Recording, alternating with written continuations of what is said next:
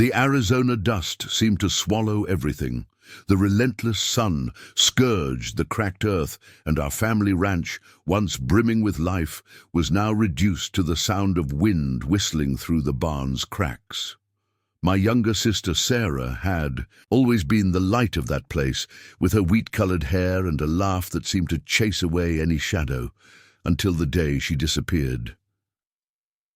I remember that dawn. The smell of coffee no longer filled the kitchen. Her seat at the table, empty. We started searching. My father, me, and the few hands who hadn't yet given up on that hard life. Days turned into nights, nights into more days of fruitless searching. Hope withered like dry grass under the scorching sun. That's when a neighbor, a taciturn man who barely spoke, appeared with a lead. He'd seen a freight wagon, the kind that carries cattle, but it seemed to be carrying something more. Something moving, chained, inside. The glint in his eyes was a fear, but also a strange urgency. He said the wagon was headed east, towards the railroad town of Tombstone. That moment was a punch to the gut. Sarah was small, but the idea of her chained rage and despair consumed me. My father, already weary and with a dull gaze from pain, looked me in the eyes. "Go, son, bring your sister back." He handed me his old rifle, the same one he'd used to hunt and protect our family for years. The cold metal in my hands was a reminder of what was at stake. The farewell was quick, just a nod. There was no time for tears. The only thing that mattered was following those chains. I mounted my horse, old faithful Thunder, and felt the urgency in every beat of his gallop. The road ahead was just a thin line in the desert, and the intensifying heat of the day seemed to add pressure to my shoulders. The air was thick with dust and the smell of sweat and fear. With every mile traveled, the image of Sarah, alone and perhaps terrified, became clearer in my mind. I didn't know what I'd face, but my determination was unwavering. I would bring her back, no matter the cost. The journey to Tombstone was more than just exhausting. It was an immersion into the desolation of the Old West. With each ghost town I passed, the silence was so heavy, it seemed to scream the stories of lost lives. The sun continued to punish, kicking up clouds of dust that blinded and irritated my eyes. Water was a luxury, and thirst a constant companion. My supplies were few, and with each stop at an isolated outpost, I felt the suspicion of the few travelers there. No one wanted to get involved, and their evasive glances were more eloquent than any words. I searched for information, but the closed-off faces and hushed murmurs only increased my apprehension. No one seemed to have seen anything unusual, or, if they had, they weren't talking. Fear was palpable in those small communities. It was as if a dark shadow hung over the region, and Sarah had been dragged into it. I started noticing small things, heavy wheel tracks on rarely used roads, different from common cattle wagons. A peculiar, almost metallic smell mixed with the scent of hay. At a stop to refill water at an abandoned well, I found an old man, his face marked by time and the dangers of the desert. He sat in the shade of a giant saguaro, watching the horizon with a gaze that seemed to have seen too much. Hesitantly, I described Sarah and the wagon. He didn't answer immediately, just spat some tobacco onto the dusty ground. His eyes, however, told me he knew something. Finally, with a voice as rough as sand, he said, "Beware the cattleman. He doesn't just transport animals." The enigmatic phrase sent a shiver down my spine. From that moment on, every step seemed more dangerous. The desert winds, once just an annoyance, now whispered threats. I felt watched, and the idea of being hunted made me double my vigilance. Night brought with it a biting cold and the sound of coyotes howling, a constant reminder of the fragility of life there. The only thing that kept me going was the image of Sarah, a beacon in the darkness. I was following the chains, and they would lead me to her, no matter how dark the trail. The pursuit intensified as I neared Tombstone. The town, famous for its lawless city reputation, was full of dangers and opportunities. I knew I needed to be cautious. The old man's information, from the well, however enigmatic, echoed in my mind. The cattleman. I started looking for any sign, any rumor about an individual trafficking people, disguised as a cattle merchant. In a dirty, noisy saloon, with the smell of alcohol and cigar smoke permeating the air, I heard the first piece of the puzzle. Two men, visibly drunk, spoke in hushed tones about rare merchandise being unloaded at an old abandoned mine on the outskirts of town. My stomach dropped. Abandoned mine, freight wagon, the pieces clicked. This had to be it. I discreetly made my way out, my heart pounding against my ribs like a drum. The weight of the rifle felt heavier, but also oddly reassuring. Navigating the dusty, unfamiliar streets of Tombstone was a challenge. The glare of the gas lamps mixed with the long, unsettling shadows cast by the buildings. I needed to move unseen, a ghost in the very town that seemed to thrive on its shadows. A small, nimble figure darted out from an alleyway, bumping into me.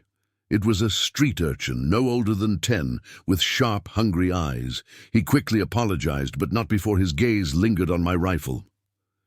"Looking for something, mister?" he rasped, his voice surprisingly mature for his age. I took a chance. I described Sarah, vague enough not to give too much away, but clear enough to convey desperation.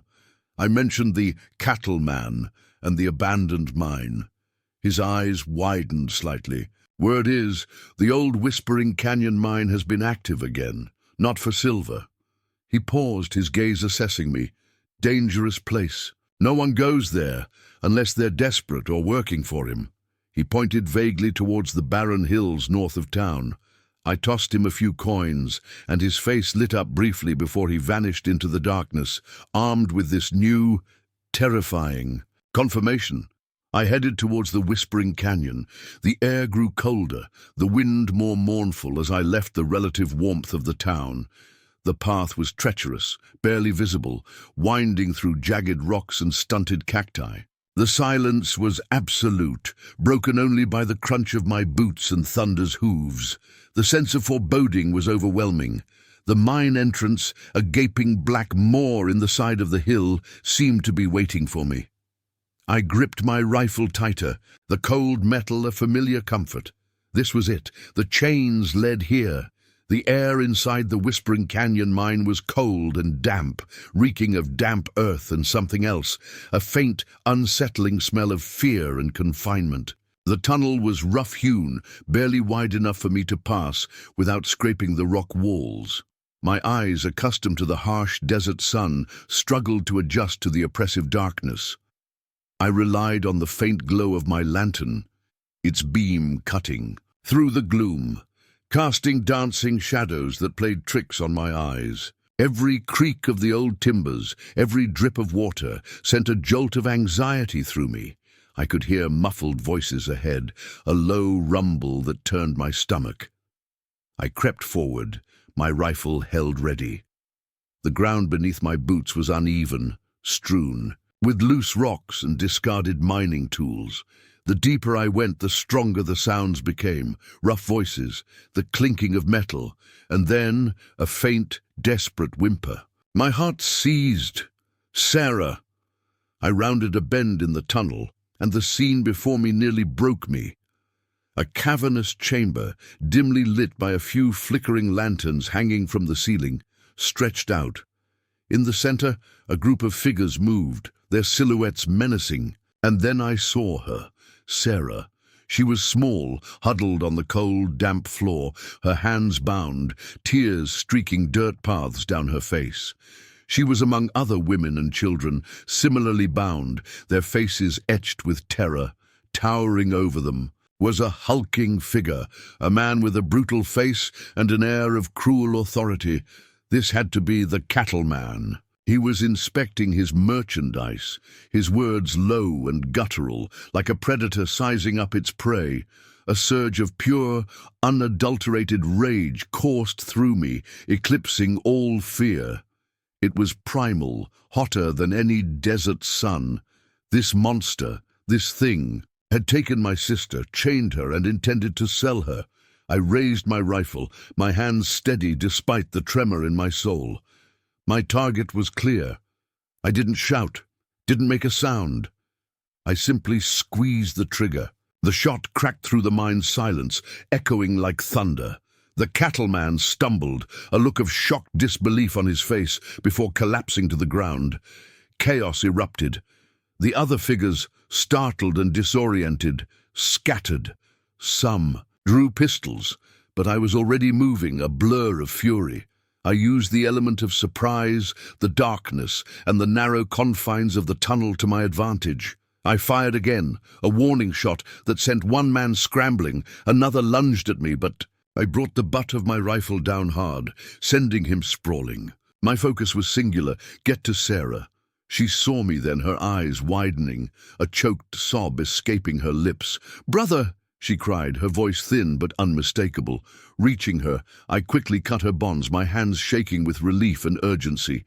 "We're leaving," I whispered, pulling her close for a moment, her small body trembling against mine.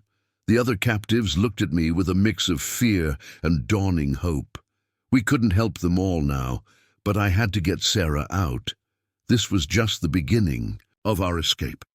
With Sarah clutching my hand, we scrambled out of the mine, leaving the echoes of chaos behind.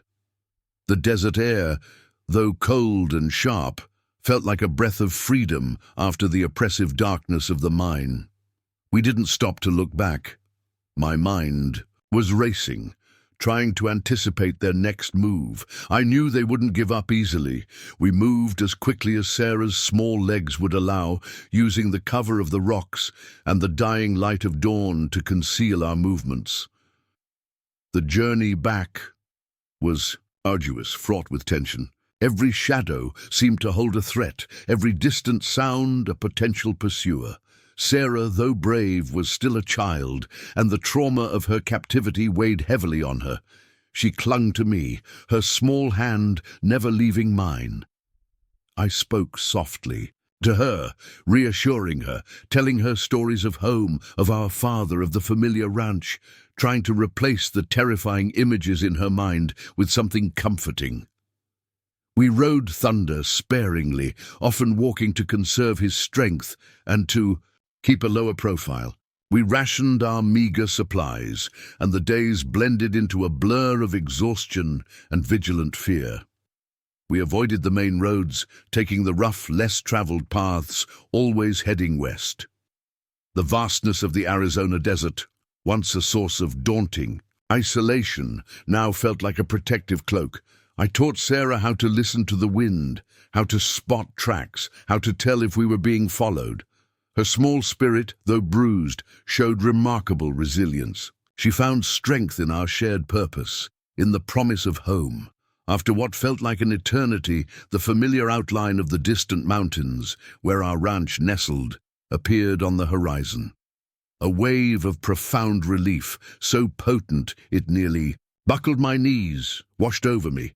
We were almost home. As we drew closer, the small, familiar shape of our ranch house came into view. Smoke curled from the chimney, a symbol of life and warmth. My father was standing on the porch, a weary, hopeful silhouette against the setting sun. He looked smaller, older, but his eyes, when they finally spotted us, filled with a light I hadn't seen in weeks. Sarah broke free from my hand and ran, a tiny, determined figure across the dusty yard. My father knelt, his arms outstretched, and she collapsed into his embrace. The reunion was tearful, silent and profound. He simply held her, rocking her gently, as if afraid she might disappear again. I watched them, the rifle now resting against the porch post, the weight of the past weeks finally lifting. The chains were broken, and the fear was receding. Sarah was home. Our family, though scarred, was whole again. The ordeal had changed us, etched deeper lines of experience onto our faces, but it had also forged an unbreakable bond. The Old West was a harsh, unforgiving place, but in its vastness we had found something enduring, the fierce, unwavering love of a family. We had faced the darkness, followed the chains, and against all odds we had found our way back to the light.